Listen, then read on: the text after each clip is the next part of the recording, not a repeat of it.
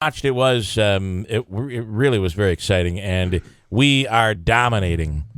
The Americans are dominating in these sports. It's really quite incredible to watch. I just had the gold count up, and I lost it now. We're well ahead. We are, and we've gained greatly when it comes to Winter Olympics. We're certainly in the mix, and I do understand there's a lot of Russian athletes are not actually there this year, but still, I don't think there's any stopping. I don't care who's there. There's any stopping Phelps. He is the winningest. Actually, now is the winningest Olympian in history, which is pretty impressive. But the Canadians, however, are really big when it comes to the winter sports. I have two examples here of Canada just really screwing up yesterday when it came to broadcasting. It clearly shows that they aren't as strong here as they not are. Not even the broadcasters. Not even the broadcasters, because they don't know about these things. Swimming, no. You can't swim in ice. How do you swim in ice? That's the Canadians' philosophy of this. Canadian reporter Byron McDonald got caught saying nasty stuff about a 14-year-old Chinese swimmer yesterday because he didn't know his mic was on. Here's a little piece. This doesn't show ignorance. It just shows ignorance. Listen here. That little 14-year-old from China dropped the ball, baby. Too excited, went out like a stink, and died like a pig. Yeah, she died like a pig. She dropped the ball, that little Chinese girl. She died like a pig. Canadian announcer here, though, this shows you that during the normal Olympics, they're this guy probably does hockey, but here for the 200-meter swimming event, this announcer was all messed up because he's calling the race and he's mixed up Ryan Lochte and Michael Phelps. Oh no! Yeah, this Canadian announcer calls the whole race mistaking Phelps for Lochte. Mistaking Phelps for Lochte. Listen to what happens here. Ryan Lochte is going for it. Pereira is making his run, and Phelps doesn't look like he has this one in him. Ryan Lochte going for his 13th career medal, saving the best for last. Finally, he's going to do it. Ryan Lochte is going to beat Michael Phelps in this event in the games, and Phelps might not even make the podium. Wow. Yeah, that's a doozy. That's completely reversed. Yeah, that's completely reversed. Although it does, Lochte with the 13 career medals just shows you how good he is. But that's a horrible mistake. Just a biggie. That's even worse than what's his name from the Mets that used to call the games.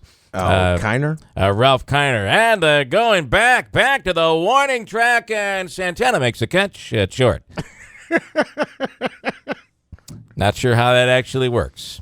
Anyway, that was kind of fun, though.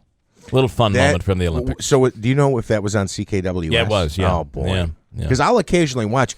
I feel like sometimes they have more than, I don't want to say more I than. don't think in the summer, though. 24/7. I don't think in the summer, do they? It probably is in the Olympics, Yeah. in Winter Olympics. Winter Olympics, yeah. Of course, Michael Phelps wins the 200-meter individual medley, receiving his fourth gold medal in Rio, and it was extremely impressive.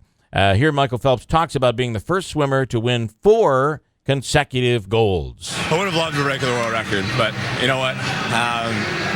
Winning 4 in a row, when the announcer said that, I had a really hard time holding it together. So it's obviously a very emotional event for me. He retired, and he was done. He was out smoking pot and DWIing. He had 2 DWIs. I didn't know that. Yeah. I knew the pot, but I didn't know about the last DWI was the wake-up call for him. And he really turned things around. He was able to go back and really train. He says he's trained harder for this Olympics than ever before in his life. And look at the result. It's really quite incredible. I believe there's hope for us, Manaski, to turn it around. Yeah, we could turn this around. So, and he's 36, by the way. So, I mean, he's been doing this for competing in the Olympics for like almost 20 years. But is he 36 or 31? Somebody said 31 this morning. I'll double check that. Either way, he's considered old by Olympic swimming standards. He is considered old. You're right. He's 31. And how old is Donald Trump? He's 71. Donald Trump is 71 years old. Boy, I got to tell you, he looks good for 71. Hillary Clinton is 43. Now, she looks terrible. I think Hillary's up there, too. But Trump looks young, doesn't he? Yeah, I'm sorry. Trump just turned 70 in June. Okay, 70. I thought he turned 71. I think he's 71. Either way, he's in his early 70s. Trump looks really good for that age. He really does. Yeah. I mean, because we've been used to him looking horrible since he was like 35. Right. We're like, well, he's looking the same. Look at that hair. Look at that hair. You want to add something here, Johnny Rocket? You know what? Johnny Rocket. Yeah, Oh, sorry. you know, I got to tell you, I look beautiful. My wife is beautiful. Bill, you can't even talk about how beautiful I am because you yourself aren't as beautiful as me. That is true. I don't have what you have there, Donald. I don't have it. And you know, when you watch that the footage of him wrestling with what's his name from the WWE, Hulk Hogan? No, the head of the WWE. Oh, Vince McMahon. McMahon there, and he goes after McMahon and gets on top. You've seen the footage from way back. But even then, Trump is on the ground, but when he gets up, his hair is still in place. I don't know how that's done, but how is it done? Do you have any idea? It's a lot of chemicals, almost like sure it could probably give me like a very, very hefty amount of cancer with how much it's put in my hair. Yes, think about that. Cancer's not funny, man. But my hair is. Okay. All right. What else do I have that I wanted to slide in here this morning before we get quite busy? Trump, as long as we're talking about Trump, says on CNN, and yesterday 3 or 4 times he did an interview and talked about the potential of losing and the fact that he really would be okay with it because he'll go on a really, really long vacation. All I do is tell the truth. And if at the end of 90 days I fall in short because I'm somewhat politically correct, even though I'm supposed to be the smart one and even though I'm supposed to have a lot of good ideas, it's okay. You know, I go back to a very good way of life. And Nancy Pelosi's comment on that. Verbal poo-poo. What was that? What do you call it? Verbal poo-poo. Verbal what? Verbal poo-poo. Verbal poo-poo. Is that what she said? Verbal poo-poo. That's Nancy Pelosi. Is it really? You think it is? Verbal poo-poo. That's Nancy Pelosi. Here's the full clip. So for him to turn around and say what he did about the president and the secretary is so bizarre. It's reminiscent of demagogues who want to be in the press no matter what they have to say. They make their verbal poo-poo any place to get attention. And this is a tactic.